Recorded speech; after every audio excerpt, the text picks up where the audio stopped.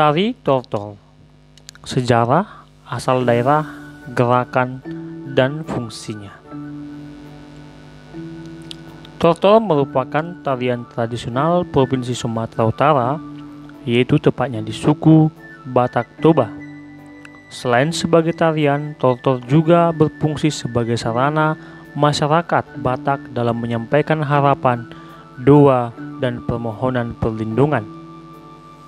Oleh karena itu, tari tortor menjadi bagian penting dalam setiap upacara adat yang memiliki kesakralan tertentu, seperti kematian, penyembuhan, panen, dan sebagainya. Sejak tahun 2013, tari tortor sudah diterapkan sebagai warisan budaya tak benda dari Sumatera Utara.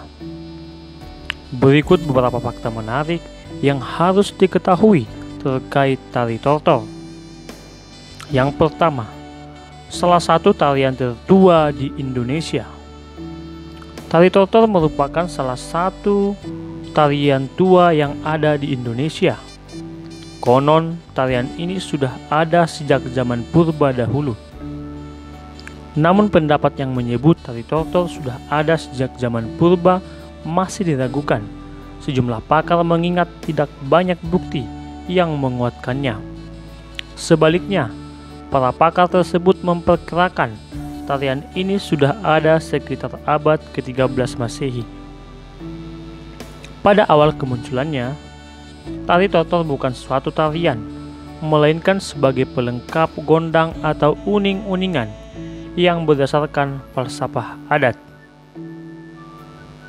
Seperti pada upacara-upacara adat di Mandailing, di mana uning-uningan dibunyikan atau margondang akan selalu dilengkapi dengan cara manortor. Sehingga manortor atau pertunjukan tortor ini dulu hanya untuk upacara adat yang sakral, serta sebagai sebuah persembahan bagi roh leluhur. Namun manortor ini kemudian dimodifikasi sedemikian rupa hingga menarik minat banyak orang dan menjadi tarian. Yang kedua, jati diri suku Batak. Tari tortor bukan sekedar tarian untuk hiburan belaka.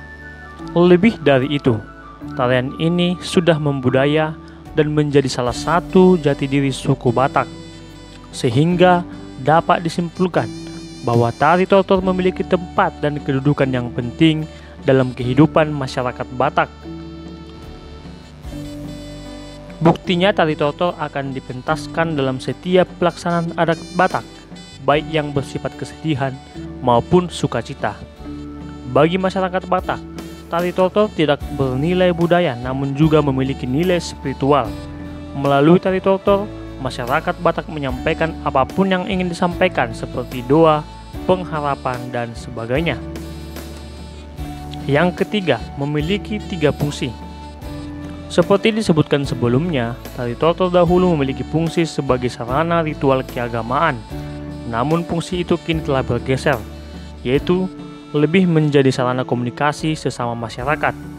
Secara umum, fungsi tari tortor dibagi dalam 3 peruntukan, yaitu tortor Pangorason, tortor Sipitucawan, dan tortor Tunggal Penaluan. Berikut penjelasan ringkas 3 fungsi tari tortor tersebut.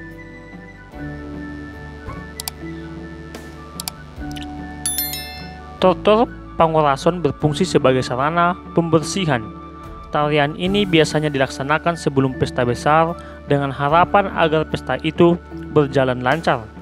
Tortor Sipitucawan atau 7 cawan merupakan tarian yang biasa dipentaskan dalam acara penobatan Raja Batak. Tortor Sipitucawan ini mengisahkan tentang turunnya 7 putri kayangan ke Gunung Pusuk Buhit untuk mandi. Kemudian tortor Tunggal Penaluan merupakan tarian yang dipentaskan para dukun dalam ritual yang diselenggarakan setelah terjadinya musibah. Yang keempat, gerakan ditentukan gerak tubuh. Tari tortor memiliki beragam gerakan dengan nama yang berbeda-beda, dan masing-masing nama ditentukan oleh gerak tubuh.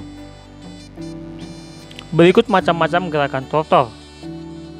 Pangurdot, yaitu gerakan tari tortor yang menggunakan seluruh anggota badan. Pangeal, yaitu gerakan yang melibatkan bagian pinggang hingga kepala namun berat tubuh bertumpu pada telapak kaki. Pandengkal, yaitu gerakan gemulai anggota tubuh secara keseluruhan. Siangkupna, yaitu gerakan yang difokuskan pada bagian leher dan diselaraskan dengan gondang dan urdot.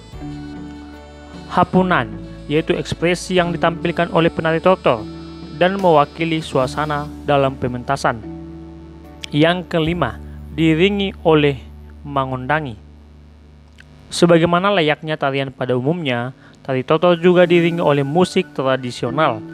Adapun musik tradisional yang mengiringi tari tortor disebut dengan mangondangi, yaitu berbagai alat musik khas Sumatera Utara. Alat-alat musik ini antara lain gondang, ogung, oloan, sarune, gordang, ihuton, panggora, doal, hesek, dan tagading. Salah satu keunikan tari tortor terletak pada penggunaan gondang yang jumlahnya ada 9, sehingga dikenal dengan istilah gondang 9. Demikianlah tari tortor, sejarah, asal daerah, gerakan, dan fungsinya. Pauk kudali mah pago-pago taruli, na tading taulahi, na sega tapauri. Jadi molati madihamu nani haholongan, damang dohot dainang, iboto dohot hahanggi, nang man subscribe channelon. Mula dong pinahurang ba masipatuream mahita, asa anggiat lam tumajuna bang sopatakon.